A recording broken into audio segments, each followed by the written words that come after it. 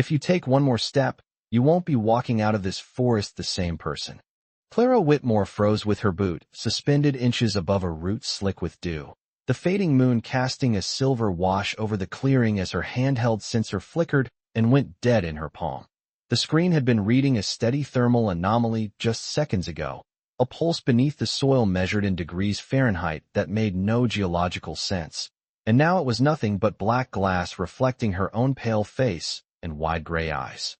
The forest around her was too quiet, the usual chorus of crickets and night birds swallowed by a stillness so complete it pressed against her ears, and somewhere beyond the line of old-growth pines she felt it again, that sensation of being observed, not by cameras or drones or rival researchers, but by something patient and intelligent. Adrian Blackwood stepped from the shadows as if he had always been there, tall and broad-shouldered, dressed in dark fabric that blended with the tree line, his silver eyes catching the last light of the moon. He did not rush, did not threaten, did not raise his voice, yet the air shifted the moment he appeared, thickening with a presence that made Clara's breath stall in her chest. She straightened instead of retreating, fingers tightening around the useless sensor, reminding herself that she was a scientist, that she believed in data and evidence and measurable truth, not in legends whispered about wolves that ruled these woods. "You're trespassing," he said evenly, his voice low but controlled, carrying across the clearing without force, and the word felt heavier than it should have, as if it carried history with it. Clara swallowed, forcing steadiness into her tone. "This land isn't marked on any survey as protected territory." His gaze did not waver. "It is marked, just not on your maps." The ground beneath her boots vibrated faintly, a hum that traveled up through bone and marrow, and for a heartbeat she thought it was fear, but it wasn't. It was something responding, something ancient beneath the forest floor, the anomaly she had tracked for weeks through satellite interference and seismic whispers.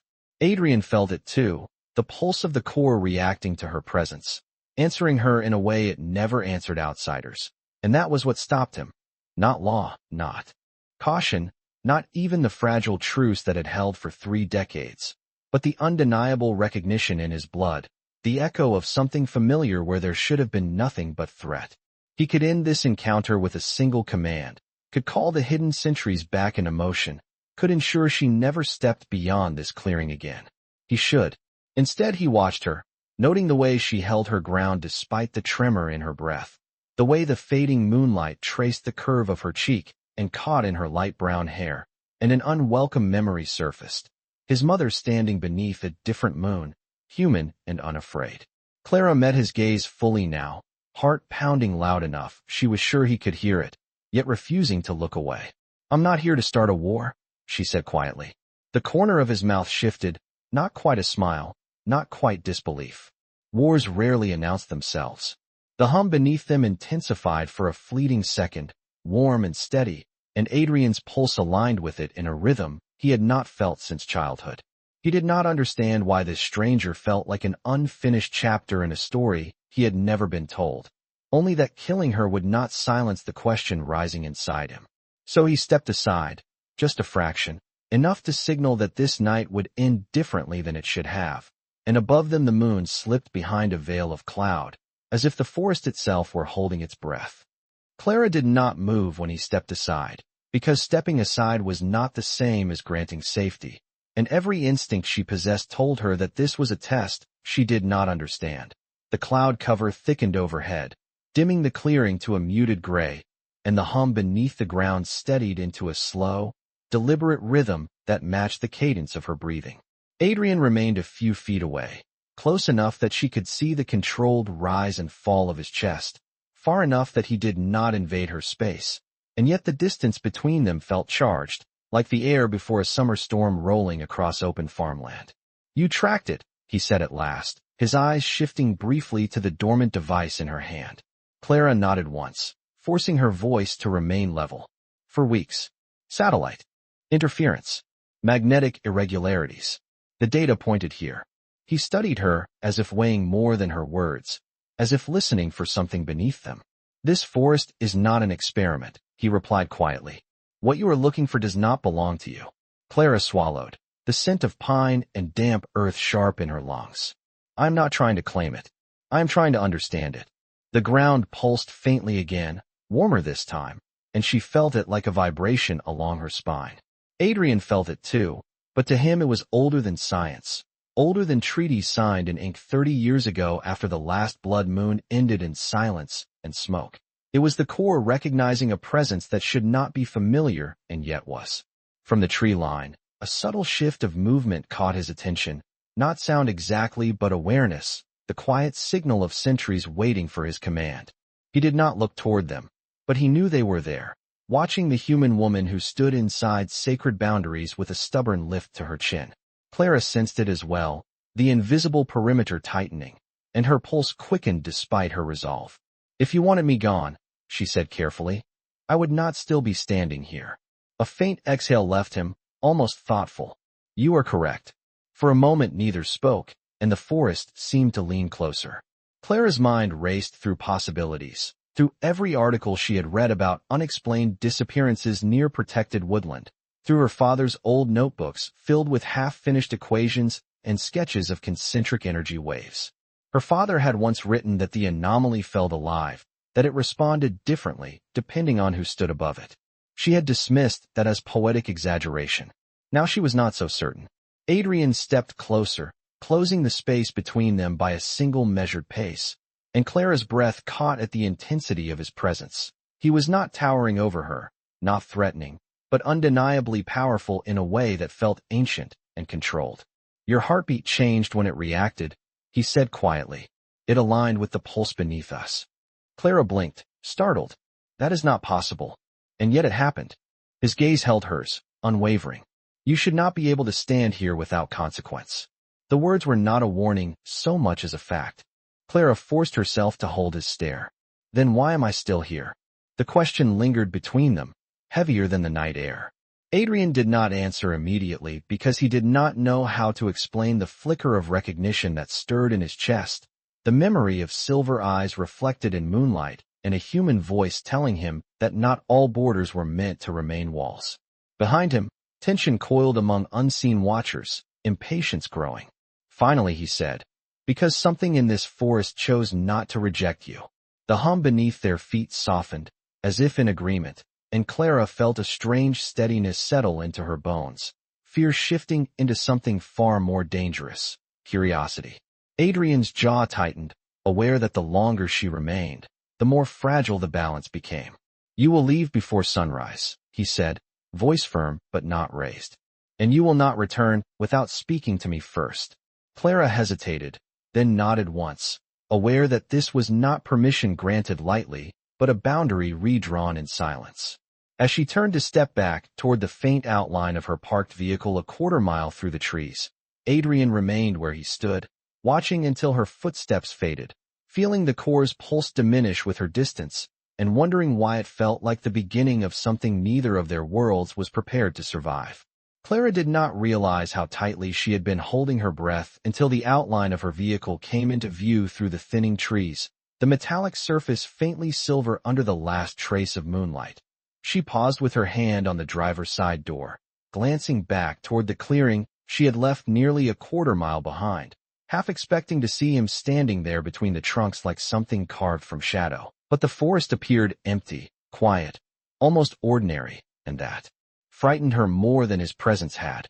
The hum beneath the ground had faded with distance, yet a residual warmth lingered in her chest, a phantom echo that refused to dissipate even as she started the engine and watched the dashboard clock blink to life at 4:12 a.m. She told herself it was adrenaline, a stress response to being confronted alone in remote woodland without cell service. Yet her pulse did not behave like fear.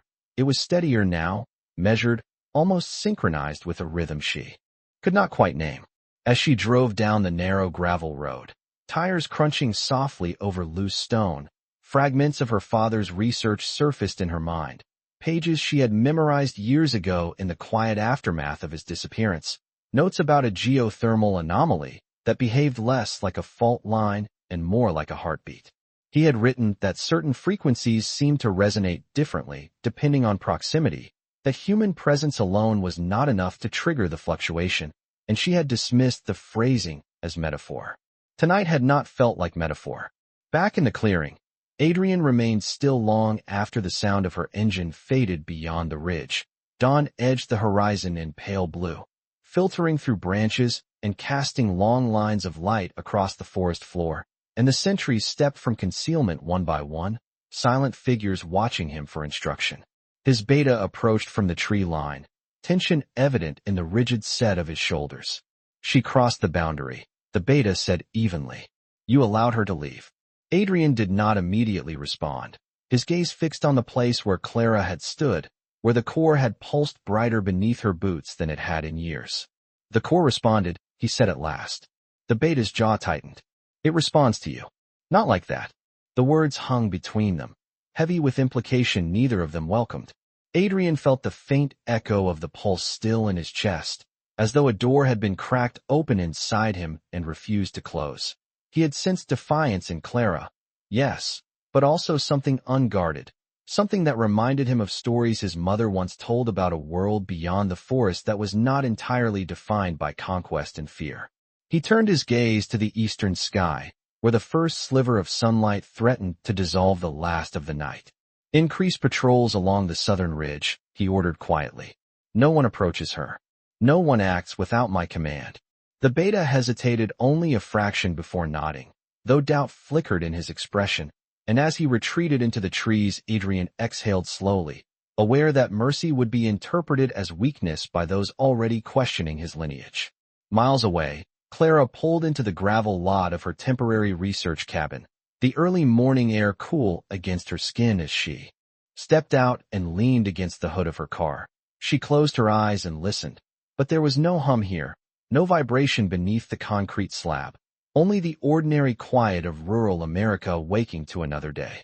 And yet, beneath her palm, her heartbeat continued at that same deliberate rhythm, steady and unfamiliar, as though something ancient had marked the night not as an ending, but as the first shift in a balance that had held for 30 years.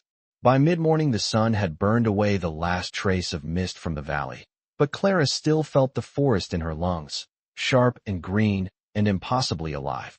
She stood inside the small research cabin, coffee growing cold in her hand, staring at the printed seismic graphs spread across the wooden table, and every line told her the same impossible truth.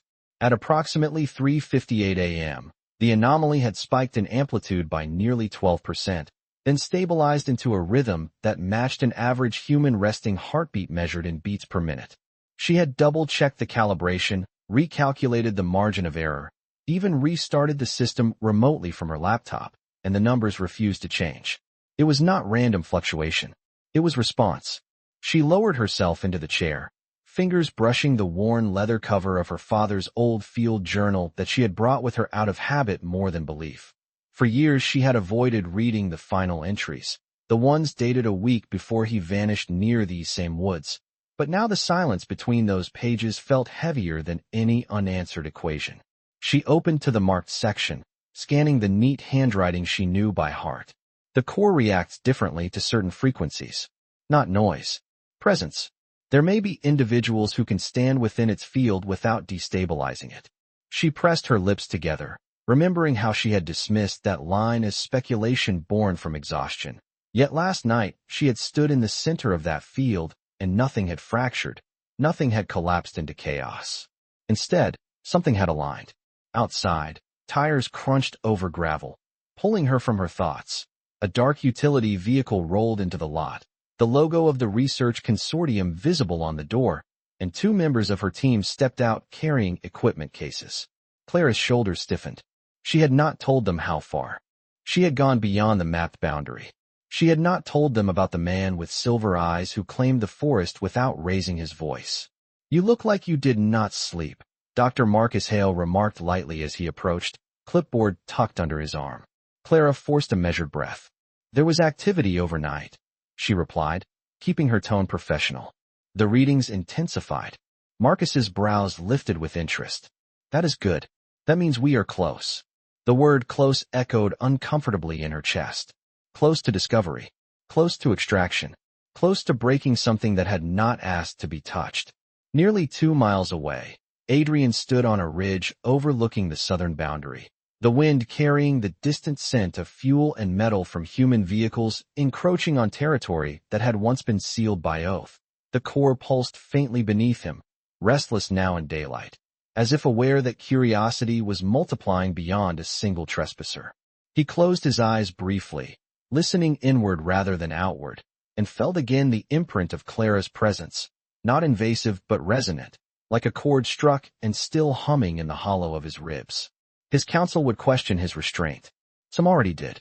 They believed that 30 years of uneasy peace had softened his resolve, that his mixed blood made him hesitate where a pure lineage would not. They did not understand that hesitation had not been weakness last night. It had been recognition. The wind shifted, carrying the faintest trace of her scent toward him, and his jaw tightened as awareness sharpened.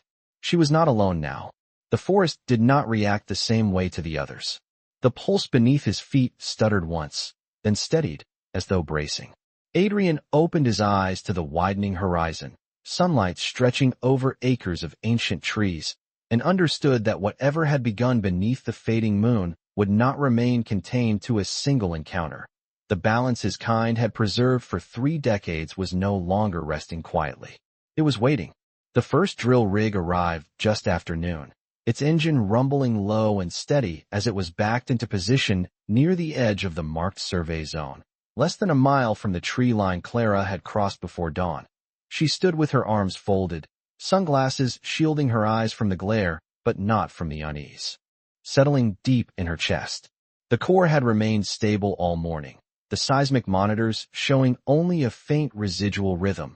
Yet the moment the steel support legs touched the ground, her tablet vibrated with a subtle spike in readings. Not dramatic, not destructive, just a warning pulse, like a held breath. Marcus stepped beside her, reviewing the schedule on his clipboard. "We will begin with a shallow bore," he said. 300 feet. Just enough to confirm density. Clara's jaw tightened. 300 feet was not shallow to something that had never been pierced. "We should wait," she replied carefully. "The fluctuation patterns are still irregular." Marcus gave her a curious look. "Irregular is what we are here to study." She glanced toward the forest, the dark line of trees unmoving in the afternoon heat, and for a moment she felt the same sensation as the night before, that she was being observed with quiet precision. She told herself it was imagination. Stress. The consequence of stepping beyond data into something personal. The rig operator signaled readiness, and the metallic whir of equipment adjusting into place echoed across the clearing. Beneath her boots, the ground trembled almost imperceptibly, and her breath caught as the graph on her screen jumped again, the rhythm shifting from steady to unsettled. Nearly a mile away, Adrian felt it instantly. He was standing within the council chamber carved into the rock face of a hidden ridge when the core's pulse fractured into discord, not pain, but protest. Conversation ceased around him as several elders stiffened in unison, eyes lifting toward him in silent question. "They are drilling," he said quietly, the words carrying more weight than volume. A murmur rippled through the chamber, tension threading through the air.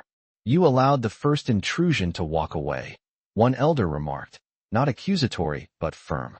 "Now the rest follow." Adrian's expression did not change, but the pulse beneath his ribs sharpened in response to the dissonance spreading through the forest. Clara felt it too, the way the vibration beneath the rig no longer aligned with her own heartbeat but pushed against it, uneven and strained. "Stop the rotation," she called out suddenly, her voice cutting through the mechanical noise. The operator hesitated, looking to Marcus for confirmation. Marcus frowned. "Clara, we are within approved parameters." "Stop it," she repeated, firmer now, because the numbers on her screen were no longer theoretical. They were climbing in erratic spikes that did not correspond to any known geological pattern. After a tense second, Marcus signaled compliance, and the drill slowed before falling silent. The clearing settled into abrupt quiet, broken only by the ticking of cooling metal. Clara stared at the stabilized graph, her pulse gradually easing as the lines smoothed back into that faint, deliberate rhythm.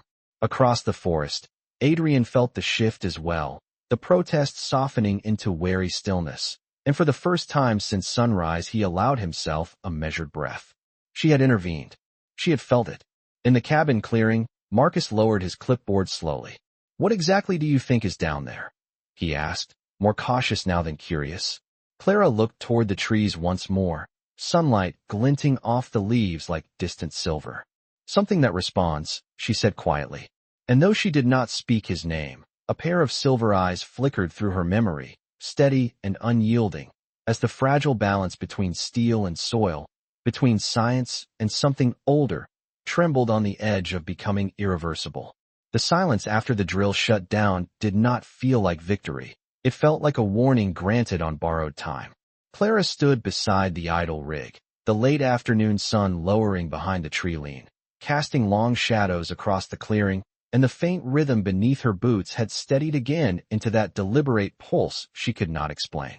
Marcus watched her with narrowed eyes, less skeptical now and more unsettled. You felt that, did not you? He said quietly, not as an accusation but as reluctant acknowledgement. Clara nodded once, lowering her tablet. It reacted to pressure, not structurally, intentionally. The word hung between them, heavy and dangerous. Marcus exhaled slowly. You are suggesting the ground has intent. She hesitated, searching for language that would not sound irrational. I am suggesting we are interacting with something that does not behave like inert matter. A breeze moved through the clearing, cooler than it should have been for early summer, lifting the edges of survey flags staked into the soil. Clara's gaze drifted toward the forest again, and this time she did not pretend the sensation was imagination. She knew he felt it too. Nearly a mile away, Adrian stood at the forest boundary, hidden among towering pines, watching the distant figures move. Around their equipment, the Corps' pulse had calmed when the drilling ceased, but the echo of its distress lingered beneath his skin like a fading bruise.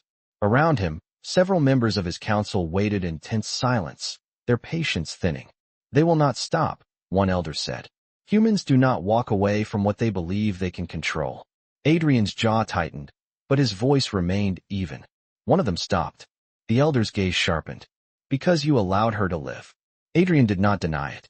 He had replayed the moment in the clearing countless times since dawn, the way Clara had stood her ground despite fear, the way her heartbeat had synchronized with the core before the steel ever touched soil. He had sensed her alarm when the drill activated, felt the dissonance ripple outward, then the sudden quiet when she ordered it to stop. She was not indifferent. That mattered. The wind shifted, carrying fragments of conversation from the clearing, too distant for human ears, but not for his. We will suspend further drilling until tomorrow, Marcus was saying, his tone measured. We need to recalibrate. Clara's shoulders relaxed slightly at that decision, though unease still lingered in her posture. She stepped away from the rig and moved toward the edge of the clearing, stopping just short of the tree line. For a moment she simply stood there, sunlight filtering through leaves and scattering across her pale skin, as if listening for something beneath the ordinary sounds of insects and distant traffic. Adrian stepped forward from concealment before he could reconsider, closing the remaining distance between shadow and light. Clara's breath caught when she saw him emerge, not startled this time but alert, as if she had expected him all along. You felt it, she said quietly. It was not a question. He inclined his head once. You stopped it. Because it was not stable, she replied, then after a beat. Because it was not right. He studied her expression, searching for deception, and found none. Only resolve and a flicker of uncertainty that mirrored his own. Your people will return tomorrow, he said, with more force. Clara did not deny it. They believe they are studying energy. They do not understand they are provoking it. Adrian's gaze shifted briefly to the horizon, where the sun dipped lower, bathing the forest in amber light. There are those among my kind who believe humans cannot be reasoned with. Clara met his eyes steadily. Then perhaps they have not tried speaking to the right human. The words settled between them, fragile but undeniable. The core beneath their feet pulsed once, steady and restrained, as if acknowledging the narrow path forming between two worlds that had not trusted each other in 30 years. And for the first time since the drill bit touched sacred ground, Adrian allowed himself to consider that the fragile balance might not depend on stopping her, but on standing beside her before the next sunrise forced a decision neither side could undo. The sun slipped lower behind the ridge, turning the sky into bands of amber and muted violet, and neither of them moved for several seconds after Clara's words settled between them. The clearing behind her was quiet now, the drill rig dormant, her team packing away equipment under Marcus's watchful eye, unaware that the true negotiation was unfolding just beyond the survey flags. Adrian stepped closer to the boundary where light met shadow, close enough that Clara could see the faint silver ring around his irises sharpen in the dimming glow.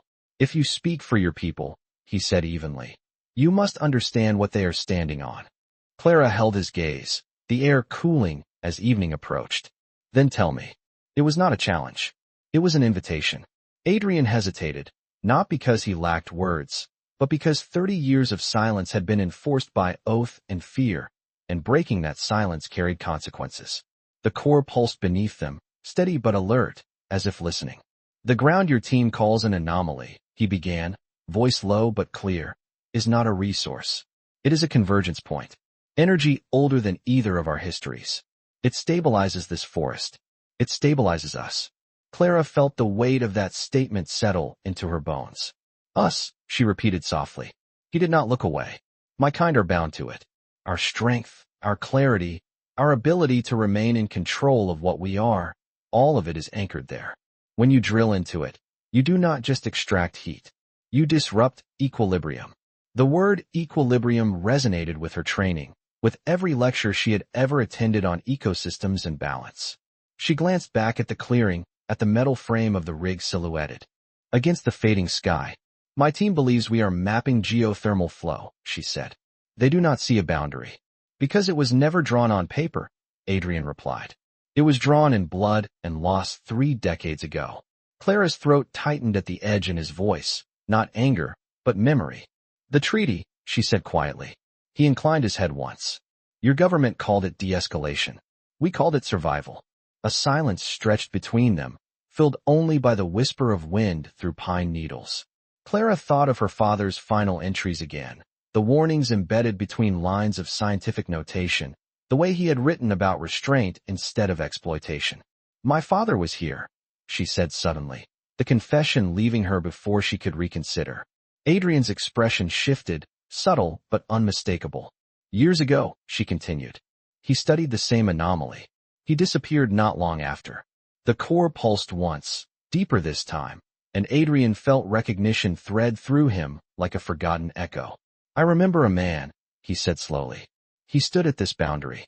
He asked questions instead of making demands." Clara's breath caught. "You knew him?" "I observed him," Adrian corrected gently. He sensed more than he admitted to his own people.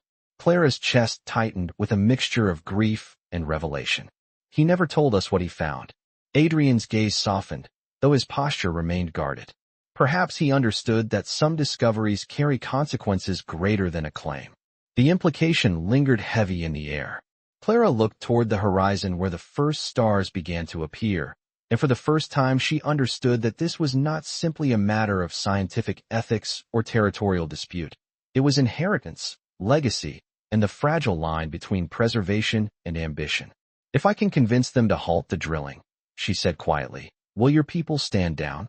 Adrian studied her for a long moment, weighing sincerity against risk. "If you can halt it," he replied, "I will stand beside you when you speak." The promise was not light.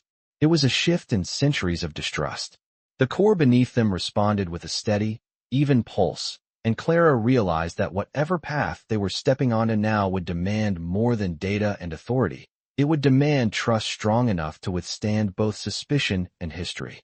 And as twilight deepened around them, 2 figures from opposing worlds stood at the edge of a forest that had not chosen sides, only balance, knowing that by the next sunrise the first true test would begin. Night settled fully over the valley, cool and expansive, and Clara stood at the edge of the tree line long after Adrian's final words faded into the dark. The clearing behind her was nearly empty now, her team having secured the equipment and returned to their temporary housing 2 miles down the service road, unaware that the future of their project had shifted in a quiet exchange beneath the pines. She walked back toward her vehicle slowly, every step measured, replaying his promise in her mind. "If you can halt it, I will stand beside you." The statement carried weight beyond cooperation. It carried risk, not only for her, but for him. By the time she reached the cabin, the sky was scattered with stars, and the only sound was the low hum of distant power lines stretching across rural land. Inside, she spread her father's journal across the table again, tracing the final paragraphs with steady fingers. There had been restraint in his words, coded warnings disguised as cautious hypotheses. He had written that the core was not a well to be tapped, but a balance point, that interference without comprehension would fracture more than soil. She understood now what he had sensed. She also understood why he had not spoken openly. At 9:30 that night, her phone vibrated with a scheduled conference call from the consortium board, their voices crisp and confident through the speaker as they discussed projected yield estimates and federal interest. Clara listened in silence until Marcus invited her to summarize the day's findings. She inhaled slowly. The subsurface activity indicates a responsive field, she began, choosing each word with precision. Initial mechanical penetration caused instability. I recommend an immediate suspension of drilling operations pending comprehensive analysis. A pause followed, not confusion but resistance. Dr. Whitmore, one board member said carefully, we are within legal parameters. Clara closed her eyes briefly, picturing the forest boundary, picturing Silver eyes steady in twilight. Legal does not mean informed, she replied. We are not dealing with static geology. We are dealing with a dynamic system that reacts to disturbance. Continuing without understanding the response pattern could create unpredictable consequences. Silence stretched longer this time. Miles away, Adrian stood alone on the ridge again, the council dismissed for the night, his focus directed toward the faint thread of energy that linked him to the clearing. He could not hear her words, but he felt the subtle shift in the core's pulse, awaiting tension rather than protest, as if the forest itself were listening for a verdict. The moon rose higher, no longer fading but bright and watchful, and Adrian's thoughts turned inward to the legacy of his mixed blood, to the accusations whispered by those who believed his restraint was weakness. He knew that standing beside a human before his council would test more than tradition. It would test loyalty. Back in the cabin, the board requested time to review her recommendation, their tone cautious now rather than dismissive. When the call ended, Clara remained seated, heart steady but heavy, aware that tomorrow would not bring immediate resolution. It would bring scrutiny. Outside, wind moved through the trees, carrying with it a faint, almost imperceptible vibration that reached her even through wood and glass. The core had not surged in alarm. It had not recoiled. It pulsed in patient anticipation. Clara stepped onto the porch, the night air cool against her skin, and looked toward the dark silhouette of the forest 2 miles away.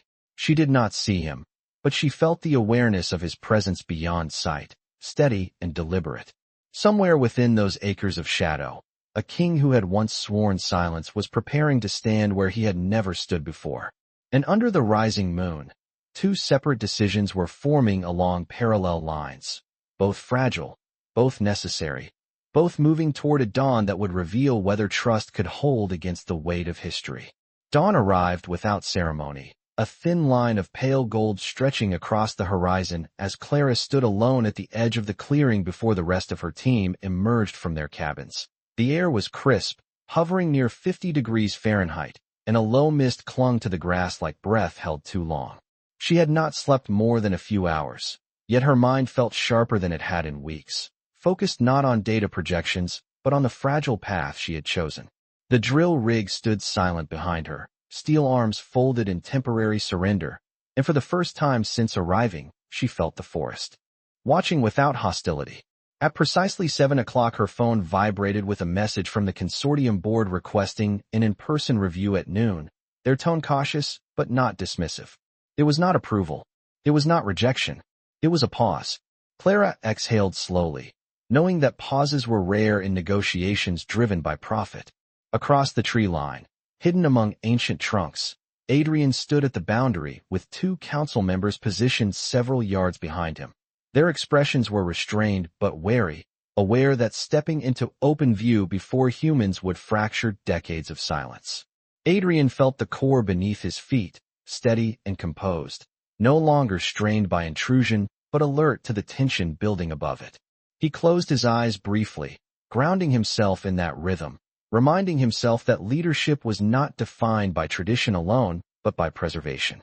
When he stepped forward into the clearing, he did so without concealment, the morning light catching in his silver eyes as Clara turned at the subtle shift in air pressure and saw him standing less than 20 feet away. Her breath caught, not in fear but in recognition, and she straightened instinctively, aware that this moment carried consequences beyond either of them. Behind her, the door of the nearest cabin opened and Marcus stepped out, halting mid-stride when he saw the unfamiliar figure at the forest's edge. The silence that followed was not chaotic. It was charged, like the space before a storm chooses whether to break. Adrian did not advance further, keeping a respectful distance as his gaze met Clara's. "You called for suspension," he said evenly. She nodded once. "They are reviewing it." Marcus moved closer to Clara's side, his posture cautious but not aggressive. "Dr. Whitmore," he began quietly, "who is this?" Clara did not look away from Adrian as she answered. "Someone whose land we are standing on." The statement shifted the air between all three of them. Adrian inclined his head slightly, acknowledging the introduction without claiming dominance. "I am not here to threaten," he said calmly.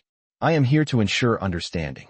Marcus hesitated, glancing at the silent rig, at the forest stretching for miles beyond, and then back to Clara. "Understanding of what?" he asked. Adrian's voice remained steady. "That the energy beneath your feet sustains more than your projections account for." The core pulsed once beneath the clearing, subtle but undeniable, and Clara felt her heartbeat align with it again, steady and deliberate. In that shared rhythm, she understood that the true confrontation was not between steel and soil, but between fear and trust. The sun climbed higher, dissolving the last of the mist, illuminating three figures standing at the threshold of a decision that could reshape both of their worlds. And as the light settled fully across the clearing, the first chapter of Silence ended not with force, but with a choice to speak.